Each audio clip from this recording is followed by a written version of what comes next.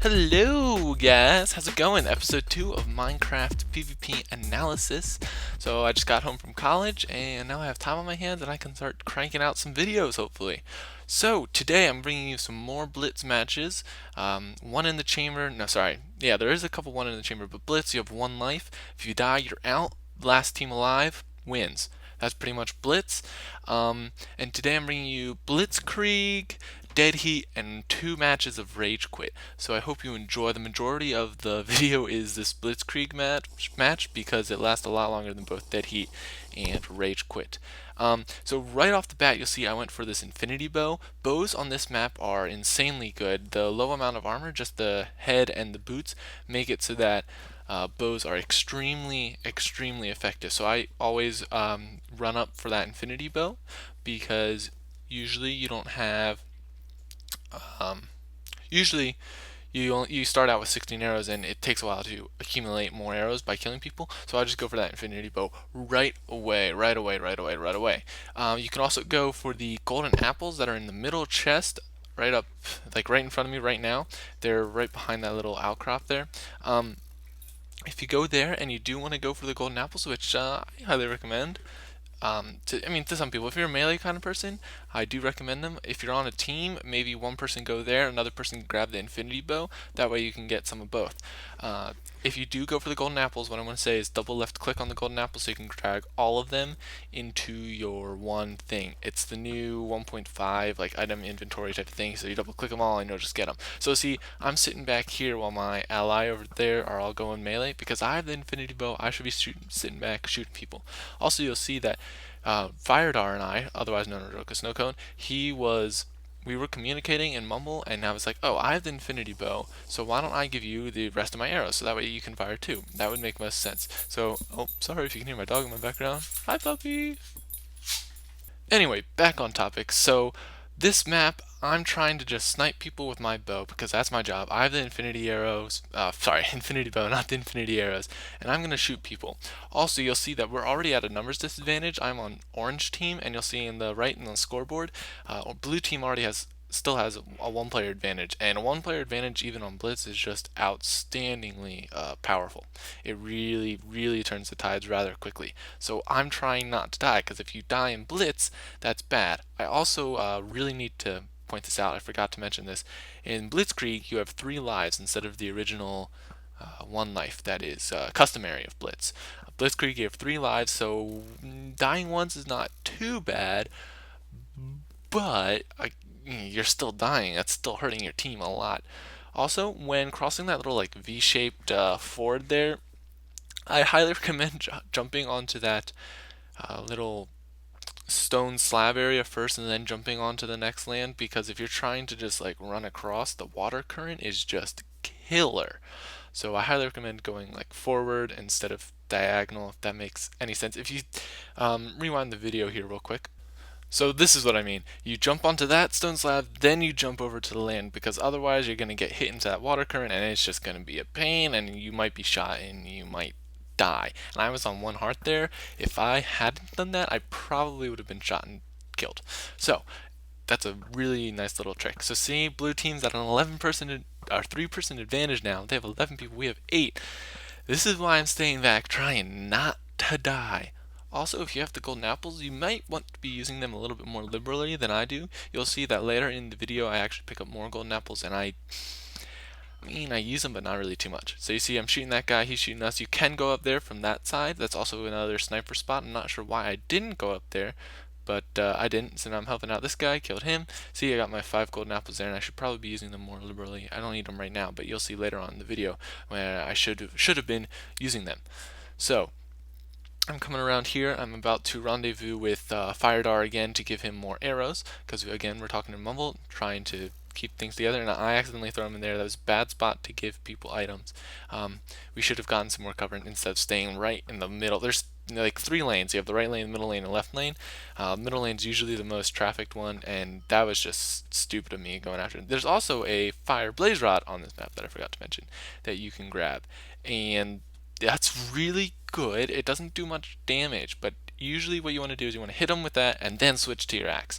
So I'm also giving my fire blaze rod to Firedar there because I have the infinity bow. I'm the range person. He's going to be the melee person. If you're communicating with your teammates, you can have advantages like that where you know one person's going to do this, one other person's going to do that, and you can complement each other really well. Communication is key. I know it's a lot harder in pub matches, but you know, play with your friends. You know, try to type chat for somebody, and I'm trying to get revenge on my friend here.